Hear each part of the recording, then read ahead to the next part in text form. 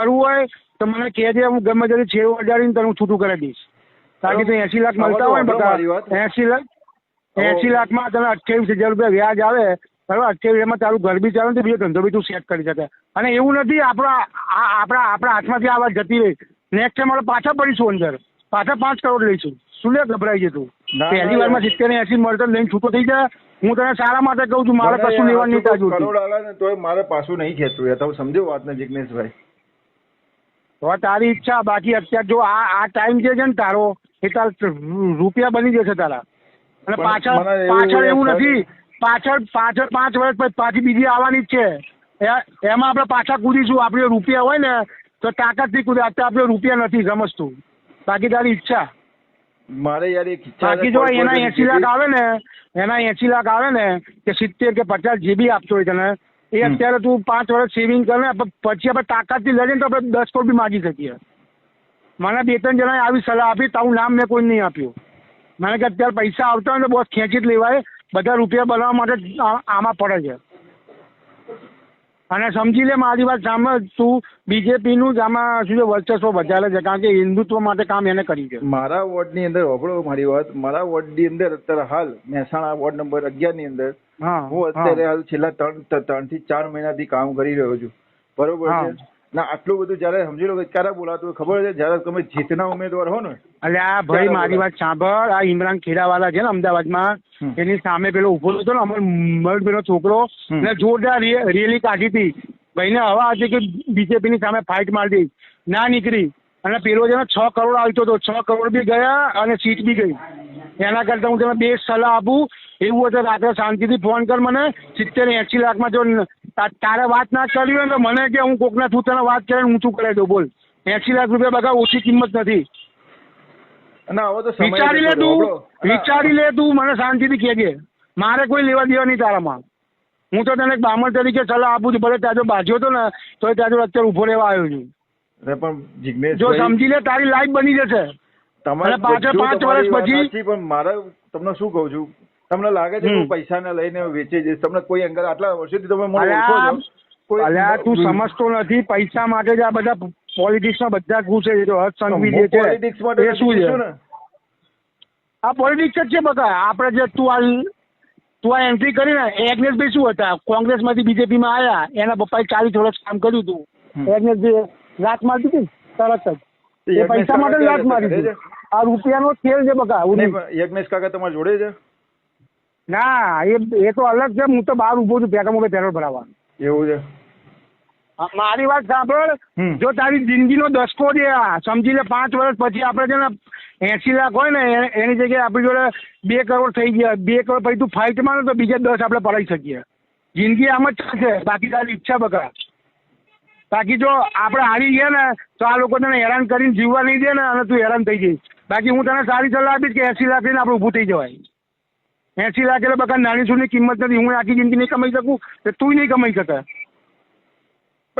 તું શાંતિથી મને વિચારીને ફોન કરું ગાડીમાં. મારા વાત નહીં, મારી વાતનો હોબળો યાર. મારા આખા મહેસાણાની અંદર કે અત્યાર સુધી કોઈ ઉમેદવારને આટલો ઓફર નહીં મળી યાર. એ તું સમજતો નથી. એ લોકોને તારાથી ખતરો વધારે છે. પણ તમને કોને માહિતી પહોંચાડી યાર? અરે બધું મળે યાર આપણને યાર. હું એગ્નેશભાઈ જોડે ફરતો તો વચ્ચે. પોલિટિક્સમાં મારા ટચ નહીં હોય સમજતું. અને એ લોકો બી તને ખોટું નથી કહેતા. સત્તા તો બીજેપીની દેશ છે બધા, પણ હારીને આપણે છે ને દુશ્મન બનવું ખોટું છે. એના કરતા રૂપિયા લઈને આપણે રાજા બનવું સારું કહેવાય. હું તને સાચી સલાહ આપું, પછી તારી ઈચ્છા.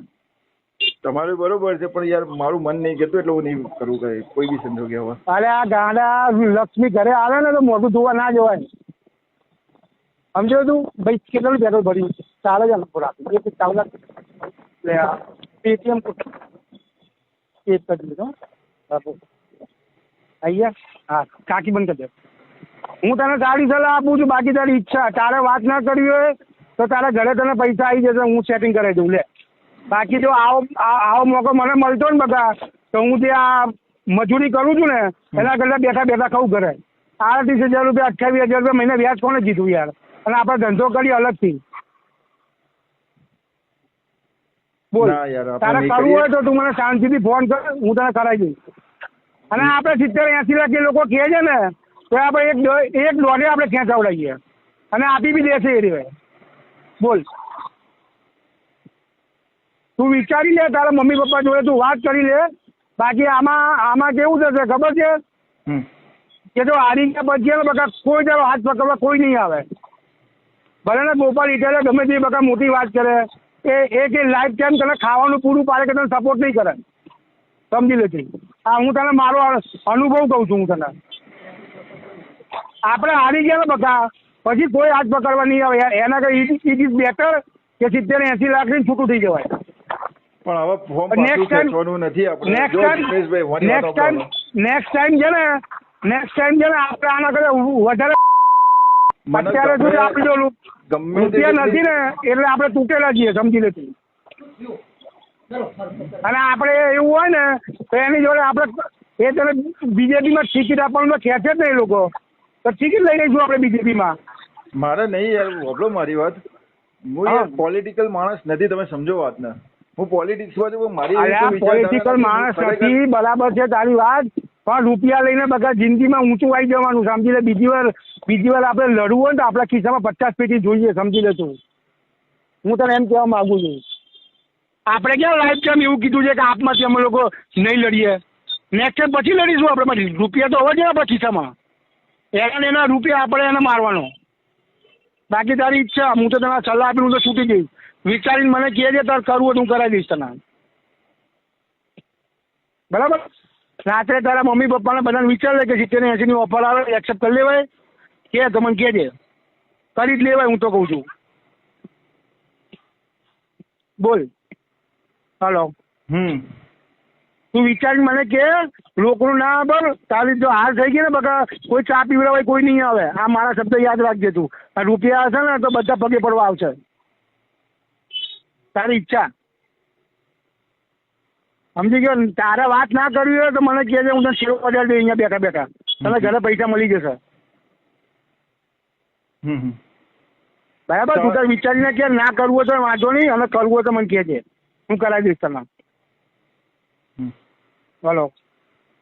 સારું. હેલો. હું શાંતિથી વિચાર, ઉતાવળ ના કર. મારે તો હું તો કોઈને વોટ નહીં હાલતો. બીજેપીને નહીં હાલતો, નહીં કોંગ્રેસને, નહીં કોઈને. આપણે હું તો વોટ નહીં હાલતો. એટલે તું પડ્યો ને બકા તારી જિંદગી બની જાય. મારે કશું લેવાનું નહીં અંદરથી. સમજી ગયો તું. આટલી જ વાત થાય આમાં. રૂપિયા લઈને બકા જિંદગી બનાવી લેવાની. આગળ રૂપિયા હશે ને તો જ દુનિયા ચાલશે. અત્યારે જોવો જોઈ લે.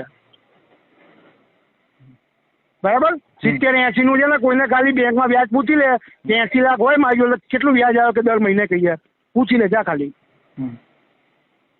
બરાબર. શાંતિથી વિચારીને મને કહે અને કોઈ ઉતાવળ ના કરતો.